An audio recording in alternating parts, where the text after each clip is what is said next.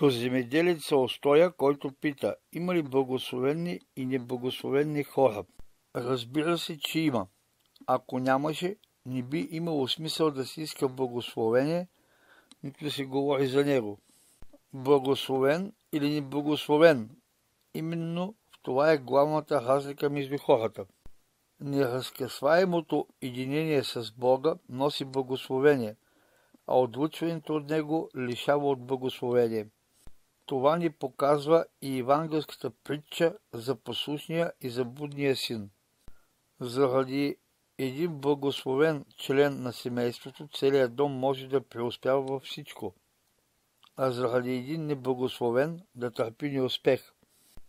Чел ли си в Светото Писание прекрасната повест за благословения Йосиф, когото завистливите братя продали на египетски търговци?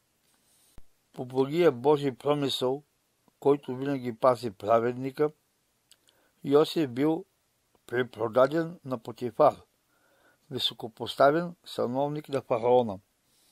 А той, като видял честността на Йосиф, го поставил на целия си имот.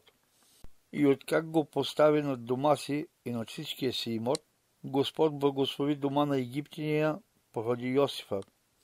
И благословение Господне дойде върху всичко, що той имаше в дома и в полето си. Така е в Светото Писание, така е и в живота, сега и винаги. Нима не си чул в твоето село някой да каже: откак това чедо ми влезе в къщата, Божието благословение влезе в нея.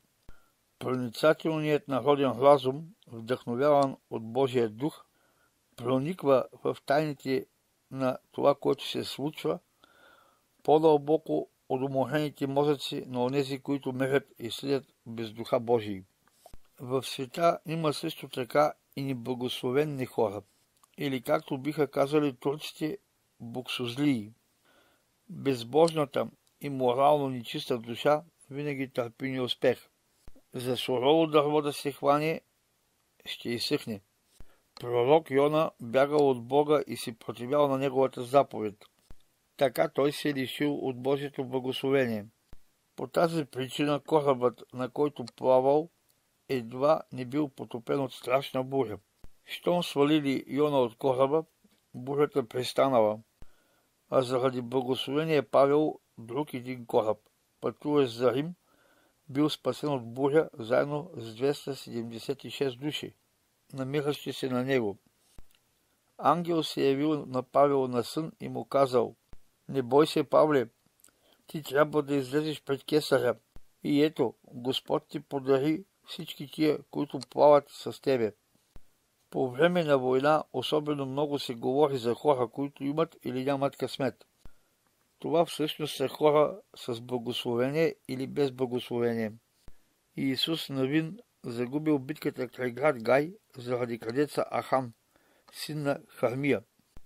А нима не си чувал някой да каже: откакто този човек влезе в дома ми, или откакто влязох в съдружие с този човек, всичко при мен тръгна назад. Когато един добър и един зъл човек се сдружат за някаква работа, как могат да напредват, когато единият тегли напред, а другият назад? Докато цар Соломон служил на единния истински Бог, добрувал и той, и неговия дом, и народът му. Но след това той взел за жени египтянки езичници, които му донесли нещастие и на него, и на дома му, и на народа му.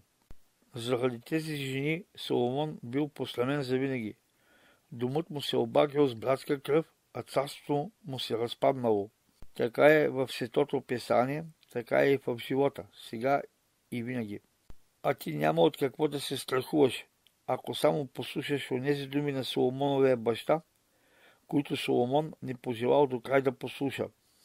Блажен е оня човек, който не отива в събранието на нечестивци, в пътя на грешници не стои и в сборището на развратители не седи. Благословенна нова година!